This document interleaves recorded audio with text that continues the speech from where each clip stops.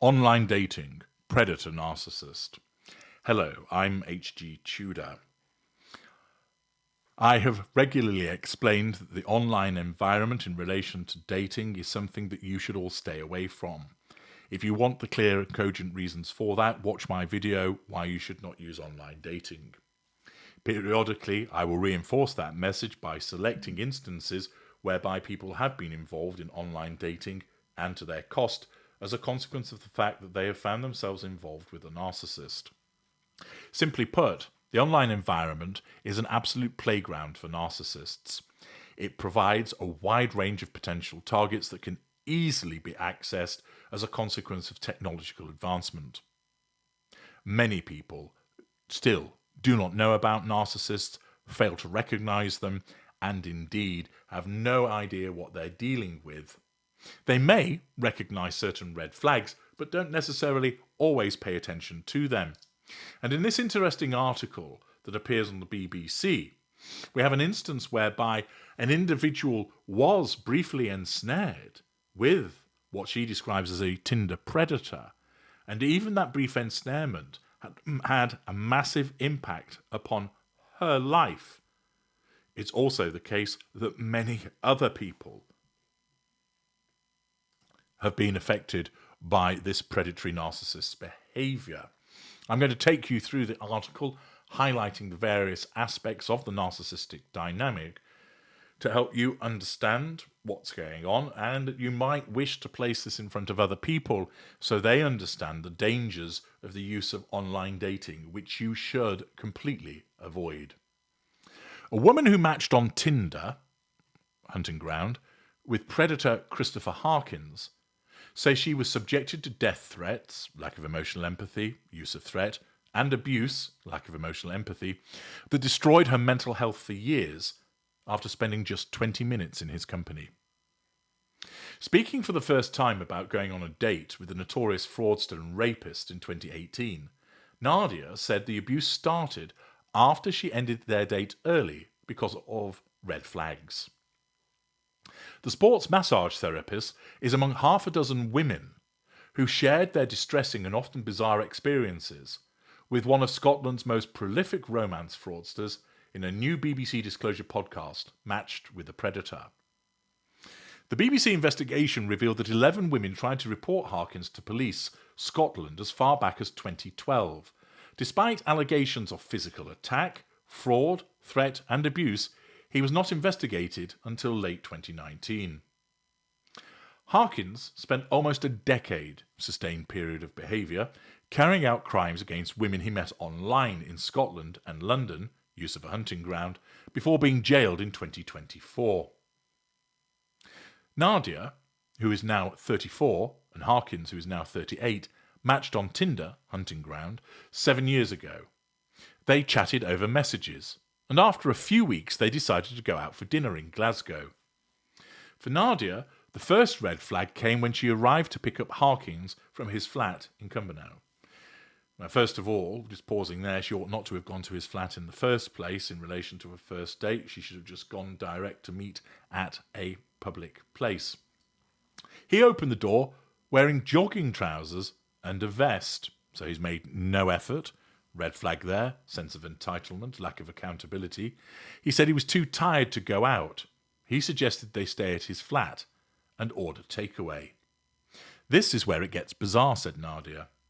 I went in. The place was bare. No furniture. The living room was totally empty, apart from a TV on some boxes.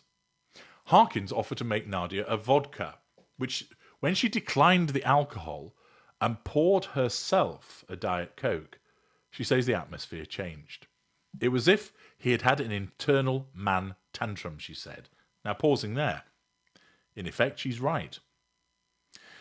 Because she rejected his suggestion of alcohol and then went and poured herself a drink herself, that was a double threat to his control. Thus, heated ignited fury came. And given the lack of sophistication of this particular narcissist, his narcissism was not able to keep that heated ignited fury under control at such an early stage of the interaction between the two of them. He looked at me as if, who do you think you are? Why are you pouring yourself a drink? I was a bit nervous, she said, and I poured it right to the top of the glass. As I turned, I spilled the Diet Coke. The look in his eyes was crazy. He'd said something like, "You're so clumsy, you don't respect my property, you're a clown." Again, her spilling the Diet Coke when she's been painted black is another further threat to his need for control, resulting in him issuing an insult. I remember thinking, are you for real? It was laminate flooring. Notice there how in her world she's thinking, why are you getting so bent out of shape that I've spilt a bit of Diet Coke? It's on laminate flooring, it's not going to stain. But of course she doesn't realise that he, being a narcissist, that in his world she has engaged in a terrible transgression. In her world, his response doesn't match her behaviour. It's disproportionate, something that many victims of narcissists regularly find and confuses them. But in his world, his response is entirely commensurate because his narcissism tells him that it is. Nadia said, "Look, I'm just going to go." And he pointed to the door and swore. Insult. Nadia says, "I was terrified. I thought he was going to follow me out. I jumped in my car, I locked the doors, and that was it. I thought it had ended there, but it just got so much worse. You wouldn't believe that my life was affected so badly by a 20-minute interaction with this guy." The rejection appears to have been a major trigger for Harkins. Indeed, it was. It was a threat to his need for control, who started to bombard Nadia with calls and messages as soon as she left. The first one read, "How dare someone like you have the audacity to leave a date with me?" Accordingly, as a consequence of the fact that she said she was going to go, and even though he pointed to the door, presumably to say, "Go and do it," the fact is, because she chose to leave him, that was a huge threat to his need for control. It caused substantial wounding. Because remember, he is the bee's knees. He is the most attractive and scintillating man in the universe.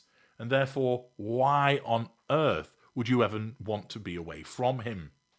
Accordingly, having threatened his control by departure and causing substantial wounding, his narcissism then caused him to assert control directly by hoovering through the messages and calls. Presumably, she wasn't providing him with any response, or if she was, not the response that he was seeking that would give control. And accordingly, things escalated over the following hours. Nadia says Harkins threatened to petrol bomb her home, use of threat, kill her, and attack her dad. Malign triangulation. He also sent a barrage of insults about her appearance. This had a devastating impact on Nadia's self-esteem, something she'd worked hard to restore after going through a difficult period in her life. "I got messages saying I was a fat cow, I was a catfish, I looked like a pig, I wore too much makeup. That continued all through the night. I cried that much I got a headache. At 6 a.m, he was still sending me abuse." Now, she evidently didn't know what she was dealing with, and she was either responding and arguing with him, which continued to threaten his need for control, or she wasn't responding, which again threatened his need for control and continued to cause wounding.